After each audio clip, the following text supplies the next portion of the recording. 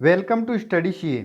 आज हम बात करेंगे बायोलॉजी के क्वेश्चंस के बारे में और उन सभी की हम बात करेंगे जो एग्ज़ाम में बार बार पूछे जाते हैं, जो एग्ज़ाम की दृष्टि से बहुत ही महत्वपूर्ण क्वेश्चंस हैं। उन सभी की हम बात करेंगे इस वीडियो के अंदर। तो वीडियो अच्छा लगे तो लाइक एंड शेयर ज़रूर करें। हमारे चैनल स्टडी सीए को सब्सक्राइब कर ले ताकि जो आने वाली वीडियो हैं उनका नोटिफिकेशन आपके पास सबसे पहले पहुँच जाए। और अगर आप केमिस्ट्री के क्वेश्चंस उन सभी को हल करना चाहते हैं, केमिस्ट्री या जो फिजिक्स है उन सभी के, तो हमारे चैनल पर सारे के सारे क्वेश्चंस हैं वो उपलब्ध हैं, तो आप उन सभी को वहाँ से भी जाकर देख सकते हैं। तो बढ़ते हैं अब हमारे क्वेश्चंस की तरफ। हमारा पहला क्वेश्चन है कि शरीर की सबसे बड़ी ग्रंथि कौन सी है। तो हमारे शरीर की जो सबसे बड़ी ग्रंथि है वो कौन सी है। तो इसका जो राइट आंसर होगा वो होगा यकृत। हमारे शरीर की सबसे बड़ी ग्रंथि है यकृत। सी ऑप्शन इसका राइट आंसर होगा। नेक्स्ट क्वेश्चन की बात करते हैं। मनुष्य में मादा जनन अंग से किस हार्मोन का स्राव होता है। तो मनुष्य में मादा जनन अंग से किस हार्मोन का स्राव होता है। तो इसका जो राइट आंसर होगा वो होगा रिलैक्सिन। उससे रिलैक्सिन स्रावित होता है। सी ऑप्शन इसका राइट आंसर होगा। नेक्स्ट क्वेश्चन की बात करते हैं। मनुष्य में ऐच्छिक गतियों का नियंत्रण किसके द्वारा होता है। मनुष्य में जो ऐच्छिक गतियाँ होती है उसका नियंत्रण किसके द्वारा होता है। तो इसका जो राइट आंसर होगा वो होगा सेरिब्रम। सेरिब्रम के कारण मनुष्य की जो ऐच्छिक गतियाँ करता है उन सभी पे कंट्रोल कर सकता है। ए ऑप्शन इसका राइट आंसर होगा। नेक्स्ट क्वेश्चन की बात करें। शरीर का तापक्रम कहाँ नियंत्रित होता है। जो शरीर का तापक्रम है वो कहाँ पर नियंत्रित होता है। तो इसका जो राइट आंसर होगा वो होगा हाइपोथैलेमस से। हाइपोथैलेमस के द्वारा शरीर का ताप है उसको नियंत्रित किया जा सकता है। सी ऑप्शन इसका राइट आंसर होगा। नेक्स्ट क्वेश्चन की बात करते हैं। अमीबा में भोजन के अंतर्ग्रहण किसके द्वारा होता है। अमीबा में भोजन के जो अंतर्ग्रहण होता है वो किसके द्वारा होता है। तो इसका जो राइट आंसर होगा वो होगा कूटपाद। कूटपाद के द्वारा होता है। ए ऑप्शन इसका राइट आंसर होगा। नेक्स्ट क्वेश्चन की बात करते हैं। निम्न में कौन सा एंजाइम लार में पाया जाता है। इनमें से कौन सा एंजाइम है जो लार के अंदर पाया जाता है। तो इसका जो राइट आंसर होगा वो होगा टाइलिन। टाइलिन लार के अंदर पाया जाता है। सी ऑप्शन इसका राइट आंसर होगा। नेक्स्ट क्वेश्चन की बात करते हैं। वह प्रक्रिया जिसके द्वारा मनुष्य श्वास ग्रहण करता है तथा छोड़ता है। तो वह कौन सी प्रक्रिया है जिसके द्वारा मनुष्य श्वास को ग्रहण करता है तथा छोड़ता है। तो वह प्रक्रिया है, इसका राइट आंसर होगा श्वासोच्छ्वास। श्वासोच्छ्वास है जिसके द्वारा मनुष्य सांस अंदर लेता है बाहर छोड़ता है। बी ऑप्शन इसके राइट आंसर होगा। नेक्स्ट क्वेश्चन की बात करें। ऊर्जा के उत्पादन के लिए कोशिका प्राय किसका उपयोग करती है। ऊर्जा के उत्पादन के लिए कोशिका प्राय किसका उपयोग करती है। तो इसका जो राइट आंसर होगा वो होगा ग्लूकोज। ग्लूकोज का प्रयोग करती है कोशिका जिससे वो ऊर्जा को उत्पन्न करती है। बी ऑप्शन इसका राइट आंसर होगा। नेक्स्ट क्वेश्चन की बात करें। किस अभिक्रिया के द्वारा पौधों में ऑक्सीजन बाहरी वातावरण से कोशिका में पहुंचती है। क्वेश्चन है कि किस अभिक्रिया के द्वारा पौधों में ऑक्सीजन बाहरी वातावरण से कोशिका में पहुंचती है। तो इसका जो राइट आंसर होगा वो होगा विसरण। विसरण के द्वारा पौधों में ऑक्सीजन है वो बाहरी वातावरण से कोशिकाओं के अंदर पहुंचती है। बी ऑप्शन इसका राइट आंसर होगा। नेक्स्ट क्वेश्चन की बात करें। श्वसन की अभिक्रिया में खाद्य पदार्थों की परिणति क्या होती है। जो श्वसन की अभिक्रिया होती है उसमें खाद्य पदार्थों की परिणति क्या होती है।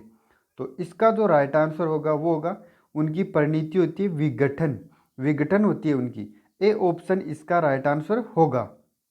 नेक्स्ट क्वेश्चन की बात करें। खाद्य पदार्थों का पौधों में स्थानांतरण मुख्य रूप से कौन सा होता है। खाद्य पदार्थों में पौधों में स्थानांतरण का मुख्य रूप कौन सा होता है। तो इसका जो राइट आंसर होगा वो होगा सुक्रोज। इसका राइट आंसर कौन सा है, सुक्रोज। सी ऑप्शन इसका राइट आंसर होगा। नेक्स्ट क्वेश्चन की बात करते हैं अब हम। हमारा नेक्स्ट क्वेश्चन है कि एक स्वस्थ मनुष्य का रक्तचाप होता है। जो एक स्वस्थ मनुष्य होता है उसका रक्तचाप कितना होता है। तो उसका होता है 120/80 होता है उनका। 120/80 होता है। बी ऑप्शन इसका राइट आंसर होगा। नेक्स्ट क्वेश्चन की बात करते हैं। मनुष्य के मस्तिष्क की सबसे बाहरी झिल्ली होती है। मनुष्य के जो मस्तिष्क है उसकी सबसे बाहरी झिल्ली होती है। तो इसका जो राइट आंसर होगा वो होगा ड्यूरोमीटर। ड्यूरामीटर है जो मनुष्य की मस्तिष्क की सबसे बाहरी झिल्ली होती है। सी ऑप्शन इसका राइट आंसर होगा। नेक्स्ट क्वेश्चन की बात करते हैं। मनुष्य की सूंघने की क्षमता को नियंत्रित करता है। तो जो मनुष्य की सूंघने की क्षमता है उसको नियंत्रित कौन करता है? तो इसका राइट आंसर होगा घ्राणेंद्रिय पाली। घ्राणेंद्रिय पाली है जो मनुष्य की सूंघने की क्षमता को नियंत्रित करता है। इसका बी ऑप्शन है वो राइट आंसर होगा। नेक्स्ट क्वेश्चन की बात करते हैं। हमारा नेक्स्ट क्वेश्चन है कि मनुष्य में बुद्धि एवं चतुराई का केंद्र है। मनुष्य में बुद्धि एवं चतुराई का केंद्र है। तो इसका जो राइट आंसर होगा वो होगा सेरिब्रम। सेरिब्रम, ये सी ऑप्शन इसका राइट आंसर होगा। मनुष्य की जो बुद्धि एवं चतुराई का केंद्र है वो सेरिब्रम है। सी ऑप्शन इसका राइट आंसर है। नेक्स्ट क्वेश्चन की बात करें। रक्त में ग्लूकोज की मात्रा नियंत्रित रखता है। तो रक्त के अंदर जो ग्लूकोज की मात्रा है उसको नियंत्रित कौन रखता है? तो इसका जो राइट आंसर होगा वो होगा इंसुलिन के कारण। इंसुलिन के कारण रक्त के अंदर ग्लूकोज की मात्रा है वो बिल्कुल नियंत्रित रहती है। इस क्वेश्चन का डी ऑप्शन बिल्कुल राइट आंसर होगा। नेक्स्ट क्वेश्चन की बात करते हैं। ऑक्सीजन है, तो ऑक्सीजन क्या है? तो इसका जो राइट आंसर होगा वो होगा एक एंजाइम है। ऑक्सीजन क्या है? एक एंजाइम है। सी ऑप्शन इसका राइट आंसर होगा। नेक्स्ट क्वेश्चन की बात करें। जैव प्रक्रम के अंतर्गत कौन आता है? जैव प्रक्रम के अंतर्गत कौन आता है? तो इसका जो राइट आंसर होगा वो होगा पोषण, उत्सर्जन, श्वसन। ये तीनों के तीनों जैव प्रक्रम के अंतर्गत आते हैं। तो इसका जो राइट आंसर होगा वो होगा डी, सभी। नेक्स्ट क्वेश्चन की बात करते हैं अब हम। हमारा नेक्स्ट क्वेश्चन है कि गोबर छत्ता किसके अंतर्गत आता है? गोबर छत्ता किसके अंतर्गत आता है? तो इसका जो राइट आंसर होगा वो होगा मृतजीवी। मृतजीवी के अंतर्गत आता है। सी ऑप्शन इसका राइट आंसर होगा। नेक्स्ट क्वेश्चन की बात करते हैं। वायुमंडल में सामान्य CO2 पाया जाता है। जो वायुमंडल है उसमें सामान्य CO2 कितना प्रतिशत पाया जाता है? तो इसका जो राइट आंसर होगा 0.03% पाया जाता है। 0.03% CO2 पाया जाता है। डी ऑप्शन इसका राइट आंसर होगा। नेक्स्ट क्वेश्चन की बात करते हैं। छाया में पनपने वाले पौधे को क्या कहते हैं? जो छाया में पनपने वाले पौधे हैं उनको क्या कहते हैं? तो इसका जो राइट आंसर होगा वो होगा सियोकाइटस। उन्हें कहता है सियोकाइटस कहते हैं। सी ऑप्शन इसका राइट आंसर होगा। नेक्स्ट क्वेश्चन की बात करते हैं। मनुष्य में मुख्य श्वसन अंग क्या है? मनुष्य का जो मुख्य श्वसन अंग है वो क्या है? तो इसका जो राइट आंसर होगा वो होगा फेफड़ा। फेफड़ा मनुष्य का मुख्य श्वसन अंग है। ए ऑप्शन इसका राइट आंसर होगा। नेक्स्ट क्वेश्चन की बात करते हैं। निम्न में से कौन सी बीमारी श्वसन तंत्र से संबंधित है? इनमें से कौन सी बीमारी है जो श्वसन तंत्र से संबंधित है? तो इसका जो राइट आंसर होगा वो होगा टीबी व निमोनिया है जो श्वसन तंत्र से संबंधित है। तो डी ऑप्शन इसका राइट आंसर होगा। बी व सी दोनों क्वेश्चन है, दोनों आंसर है वो राइट है। तो नेक्स्ट क्वेश्चन की बात करते हैं। उच्च रक्तचाप की अवस्था में जो उच्च रक्तचाप है उसकी अवस्था को क्या कहते हैं? जो उच्च रक्तचाप की अवस्था को क्या कहते हैं? तो इसका जो राइट आंसर होगा उसे कहते हैं हाइपरटेंशन। सी ऑप्शन इसका राइट आंसर होगा। इसे हाइपरटेंशन कहते हैं। नेक्स्ट क्वेश्चन की बात करते हैं। मछलियों के उत्सर्जी पदार्थ क्या है? मछलियों के उत्सर्जी पदार्थ है वो क्या है? तो इसका जो राइट आंसर होगा वो होगा अमोनिया। उत्सर्जी पदार्थ है मछलियों के अमोनिया। डी ऑप्शन इसका राइट आंसर होगा। नेक्स्ट क्वेश्चन की बात करते हैं। पौधों में आवश्यकता से अधिक जल किस प्रक्रिया द्वारा बाहर निकाला जाता है? पौधे हैं उनमें आवश्यकता से अधिक जल है वो किस प्रक्रिया द्वारा बाहर निकाला जाता है? तो इसका जो राइट आंसर होगा वो होगा वाष्पोत्सर्जन। वाष्पोत्सर्जन के द्वारा जो पौधों में आवश्यकता से अधिक जल है उनको बाहर निकाला जाता है। बी ऑप्शन इसका राइट आंसर होगा। नेक्स्ट क्वेश्चन की बात करते हैं कि निम्न में से किसे प्रकाश संश्लेषी अंगक कहते हैं? इनमें किसे प्रकाश संश्लेषी अंगक कहते हैं?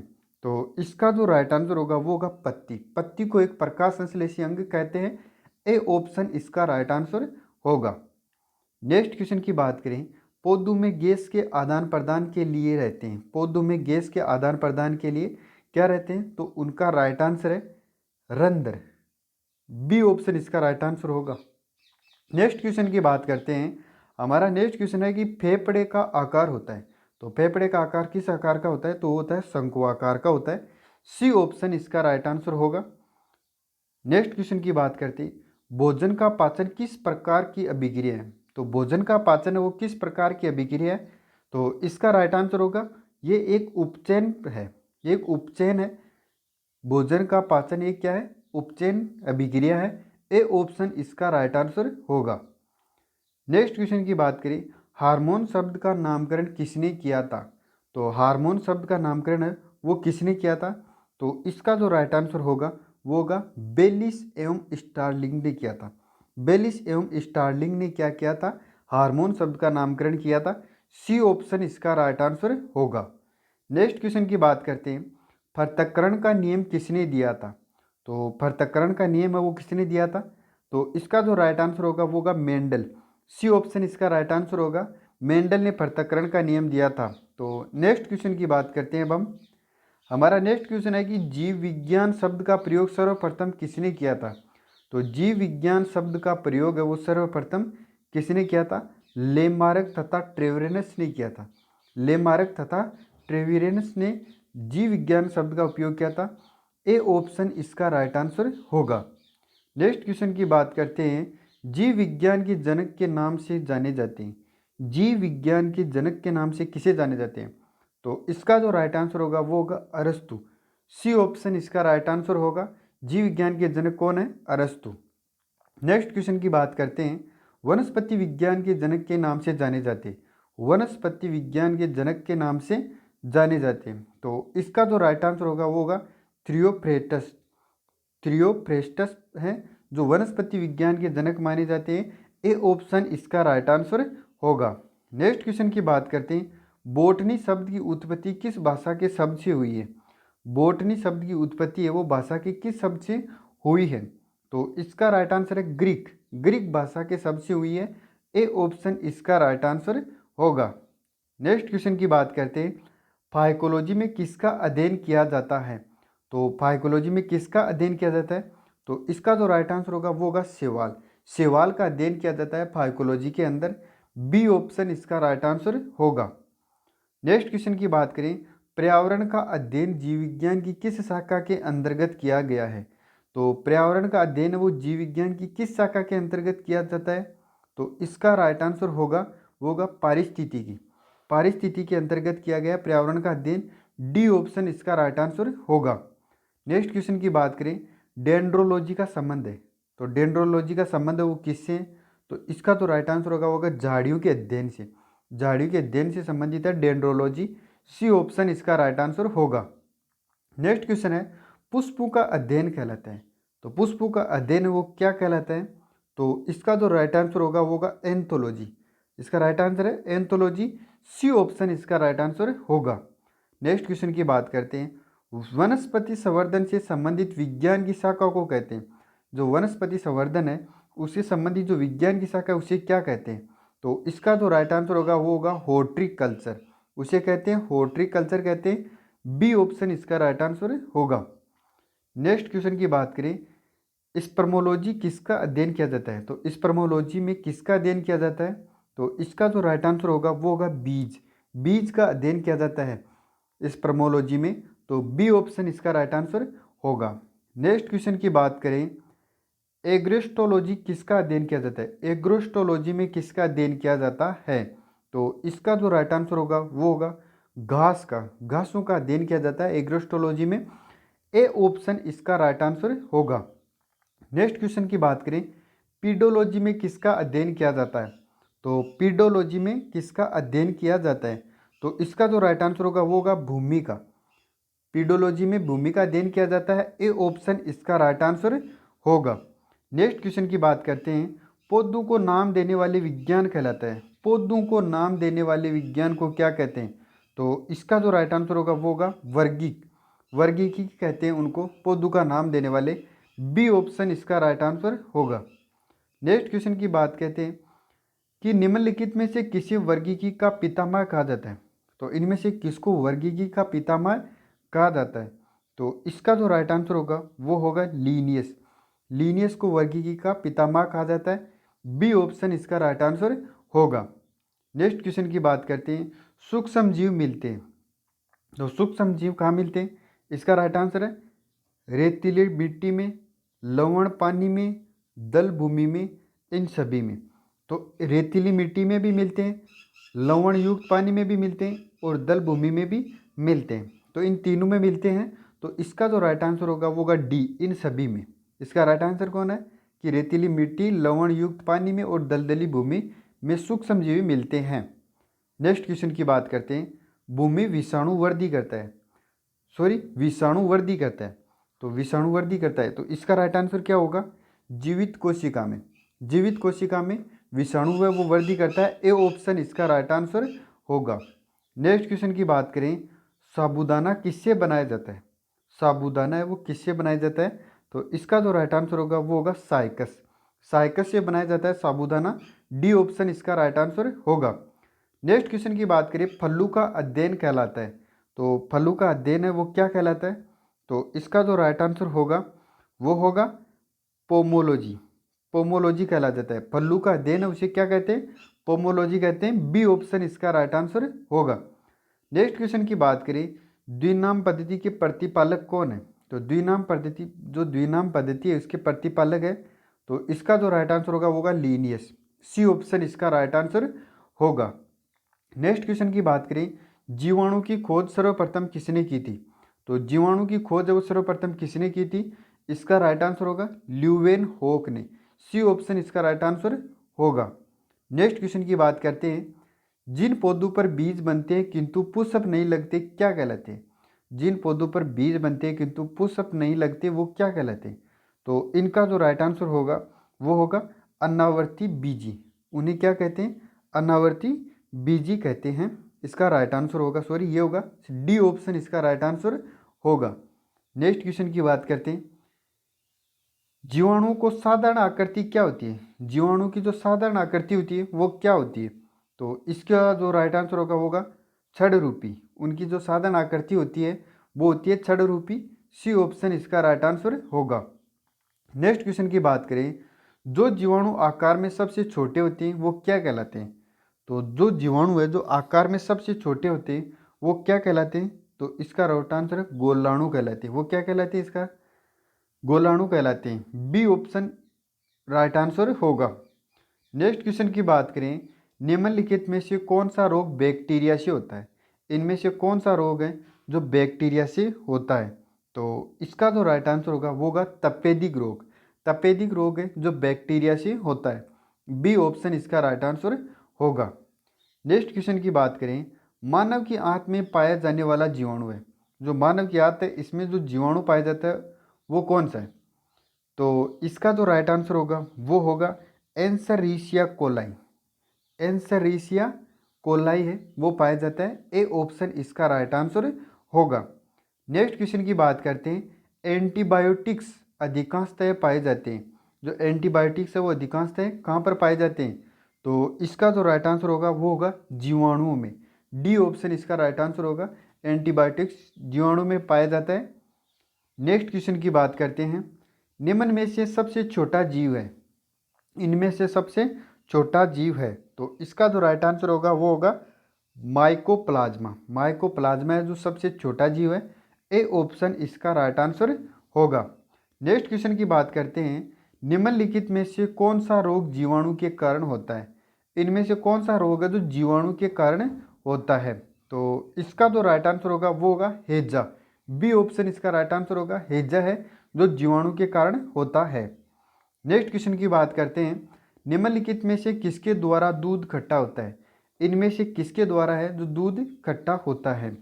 तो इसका जो राइट आंसर होगा वो होगा बैक्टीरिया। बैक्टीरिया के कारण दूध खट्टा होता है। बी ऑप्शन इसका राइट आंसर होगा। नेक्स्ट क्वेश्चन की बात करें, निम्नलिखित में से कौन सा रोग जीवाणु संक्रमण के कारण होता है? इनमें से कौन सा कोण है जो जीवन संक्रमण के कारण होता है? तो इसका जो राइट आंसर होगा वो होगा कुष्ठ। सी ऑप्शन इसका राइट आंसर होगा। जो जीवाणु से संक्रमण के कारण होता है वो है कुष्ठ। सी ऑप्शन इसका राइट आंसर होगा। नेक्स्ट क्वेश्चन की बात करें, सर्वप्रथम विषाणु की खोज किसने की? तो सर्वप्रथम विषाणु की खोज किसने की थी? तो इसका जो राइट आंसर होगा वो होगा इवानोव्स्की ने की थी। इवानोव्स्की ने क्या किया था? विषाणु की खोज की थी। तो जीवाणु की खोज किसने की थी? ल्यूवेन होक ने की थी। इसका ए ऑप्शन राइट आंसर होगा। नेक्स्ट क्वेश्चन की बात करें, चेचक के लिए टीके का विकास किसने किया था? तो चेचक के लिए टीके का विकास किया था, किसने किया था? एडवर्ड जेनर ने किया था। बी ऑप्शन इसका राइट आंसर होगा। नेक्स्ट क्वेश्चन की बात करते हैं। दूध के दही के रूप में जमने का कारण है। दूध के दही के रूप में जमने का क्या कारण है? तो इसका कारण है लैक्टोबैसिल्स। लैक्टोबैसिल्स है जिसके कारण दूध है वो दही के रूप में जमता है। ए ऑप्शन इसका राइट आंसर होगा। नेक्स्ट क्वेश्चन है, निम्न में से कौन स्वपोषी होता है?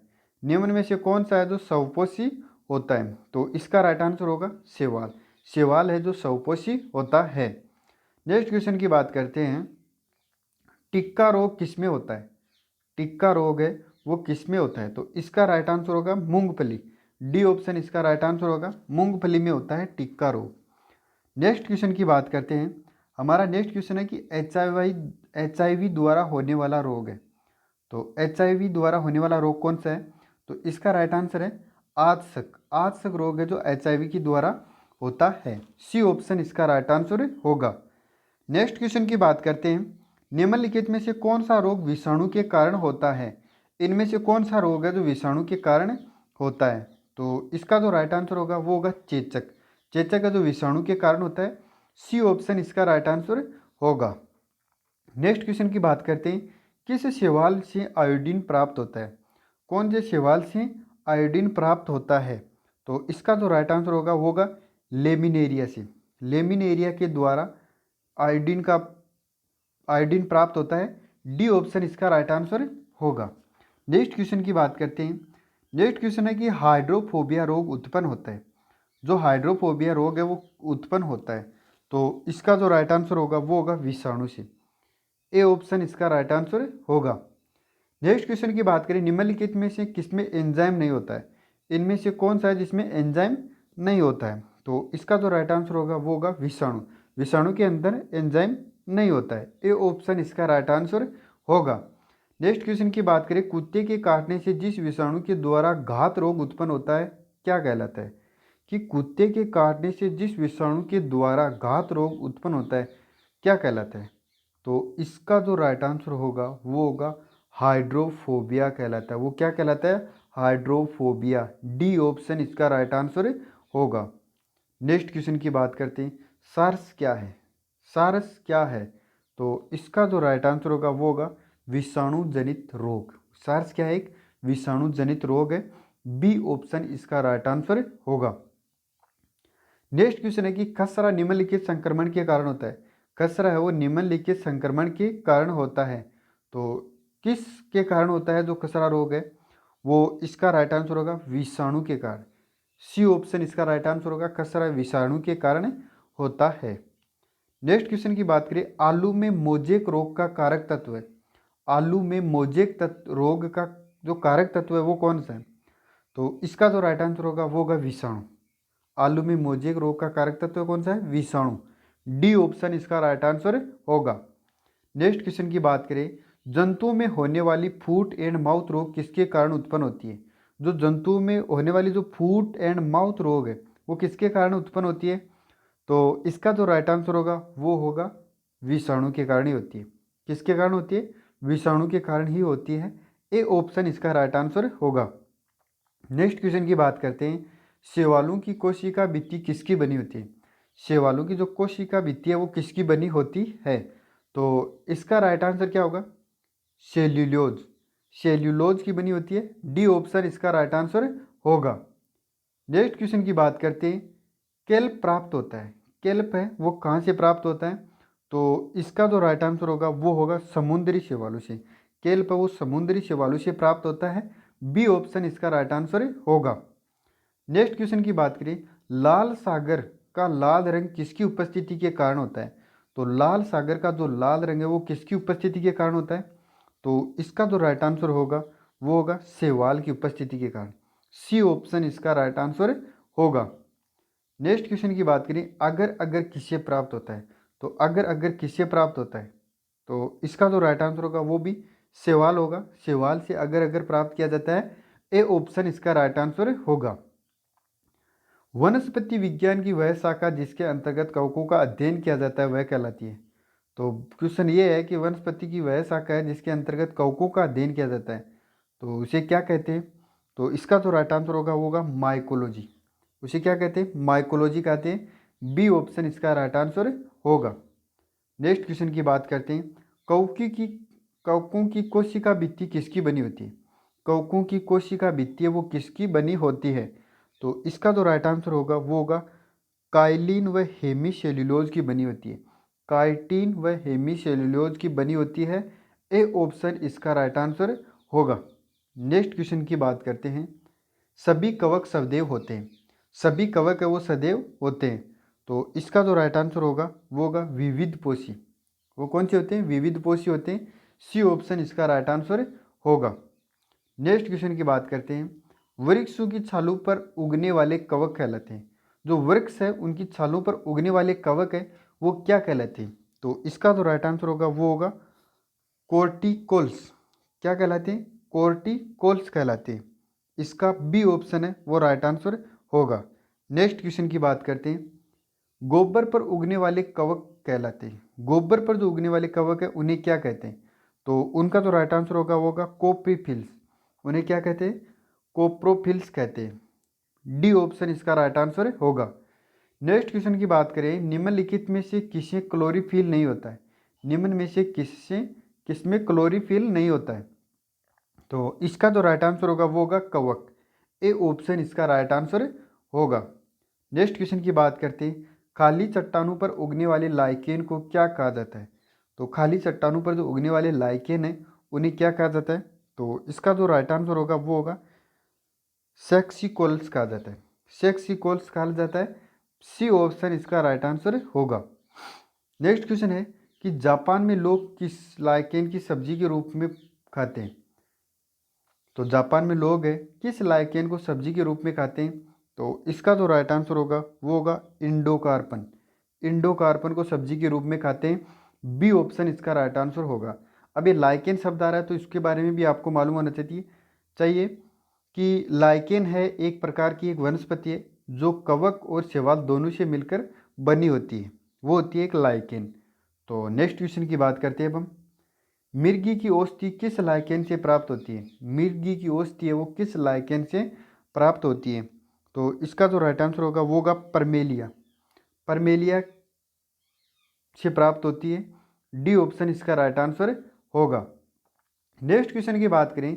बीजू की प्रकृति किसमें उत्पन्न होती है? जो बीजू की प्रकृति है वो किसमें उत्पन्न होती है? तो इसका जो राइट आंसर होगा वो होगा टेरोफाइटस में। टेरोफाइटस में, टेरिडोफाइटस में होती है। सी ऑप्शन इसका राइट आंसर होगा। एजोला है एक। एजोला है एक, तो वो है एक जलीय फर्न। वो क्या है? एक जलीय फर्न है। ए ऑप्शन इसका राइट आंसर होगा। नेक्स्ट क्वेश्चन है कि निम्नलिखित में से किसे जैव उर्वरक के रूप में प्रयोग किया जाता है? निम्नलिखित में से किसे जैव उर्वरक के रूप में प्रयोग किया जाता है?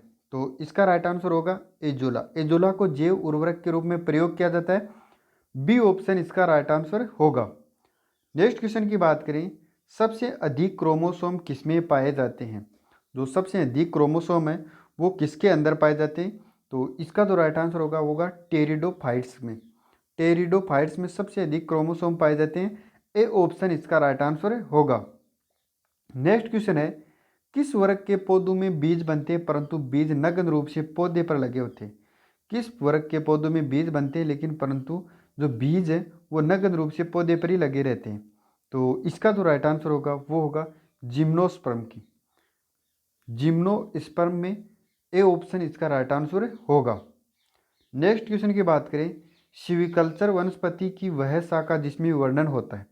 तो सिविकल्चर की वनस्पति की वह शाखा जिसमें वर्णन होता है, तो इसका जो राइट आंसर होगा वो होगा शैवालू के संवर्धन का। शैवालू के संवर्धन का होता है। डी ऑप्शन इसका राइट आंसर होगा। नेक्स्ट क्वेश्चन की बात करते हैं। प्रोटीन की कोशिका के भीतर उपयोग की जाती है किसके द्वारा संश्लेषित होती है? जो प्रोटीन है उस जो प्रोटीन जो कोशिका भित्ति के कोशिका भित्ति सॉरी प्रोटीन जो कोशिका के भीतर उपयोग की जाती है जिसके द्वारा संश्लेषित होती है वह क्या है? तो इसका जो राइट आंसर होगा वो होगा मुक्त राइबोसोम्स द्वारा होती है। मुक्त राइबोसोम द्वारा होती है। तो सी ऑप्शन इसका राइट आंसर होगा। नेक्स्ट क्वेश्चन है कि निम्न में बैक्टीरिया में फैलने वाला रोग है। निम्न में बैक्टीरिया से फैलने वाला, बैक्टीरिया में नहीं, बैक्टीरिया से फैलने वाला रोग है। तो इसका जो राइट आंसर होगा वो होगा चेचक। बैक्टीरिया से फैलने वाला रोग कौन सा है? चेचक है। ए ऑप्शन इसका राइट आंसर होगा। नेक्स्ट क्वेश्चन की बात करें, मूलांकुर के अतिरिक्त पौधे के किसी भी भाग में विकसित होने वाली जड़ें कहलाती है। क्वेश्चन यह है कि मूलांकुर के अतिरिक्त पौधे के किसी भी भाग से विकसित होने वाली जड़ें क्या कहलाती है? तो इसका जो राइट आंसर होगा वो होगा अपस्थानिक मूल कहलाती है। वो क्या कहलाती है? अपस्थानिक मूल कहते हैं उसे। सी ऑप्शन इसका राइट आंसर होगा। नेक्स्ट एवं लास्ट क्वेश्चन की बात करते हैं अब हम। मूलांकुर से विकसित होने वाली जड़ें कहलाती है। मूलांकुर से विकसित होने वाली जड़ें कहलाती है। तो इसका राइट आंसर होगा मूसला जड़ें। उसे क्या कहते हैं? मूसला जड़ें। ए ऑप्शन इसका राइट आंसर होगा। अगर आपको इस वीडियो की जो PDF है वो चाहिए तो डिस्क्रिप्शन में लिंक दिया गया है, वहाँ से आप इसको डाउनलोड कर सकते हैं। Thank you.